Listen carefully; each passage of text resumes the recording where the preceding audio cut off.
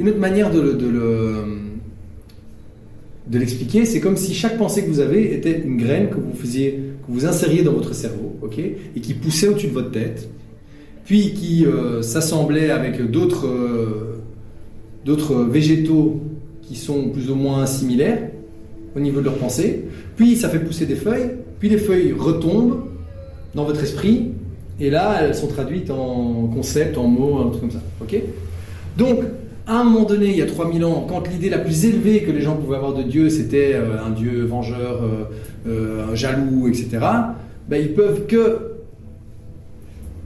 en faire la Bible et les 10 commandements et ces trucs-là. Okay, quand la conscience de l'humain évolue et que les pensées qu'on a à propos de quelque chose qui nous dépasse deviennent un peu plus raffinées, un peu plus subtiles, etc., encore une fois, ce sont des pensées comme des trucs que vous faites germer dans votre esprit, qui ont une vie à part entière, puis qui se décomposent ou qui vivent leur vie, leur expérience, qui vous reviennent, et alors vous parlez à quelque chose qui maintenant dit amour conditionnel ou d'autres choses. Okay, mais ça veut dire que cela évolue en fonction de l'élévation de la conscience de l'humanité, du Dieu vengeur, on passe au Dieu amour. Et donc il y a ce concept des égrégores. Je ne sais pas si vous avez déjà entendu des égrégores. Donc les égrégores, c'est ce qu'on appelle des formes pensées. C'est-à-dire que, encore une fois, n'oubliez pas que comme la racine même de toute chose, c'est de l'attention, quand vous avez une pensée à propos de quelque chose, c'est de l'attention que vous donnez, c'est de l'énergie, c'est une impulsion. Elle ne va pas nulle part.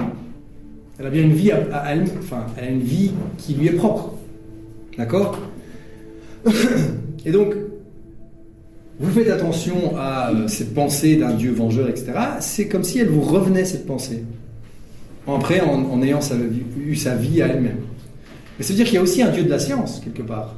D'accord? C'est-à-dire qu'au plus vous pensez le matérialisme, c'est comme si vous créez une entité qui représente la vision matérialiste de la réalité et qui après vous revient par des intuitions scientifiques, quoi. Les scientifiques aussi, ils ont plein d'idées, hein.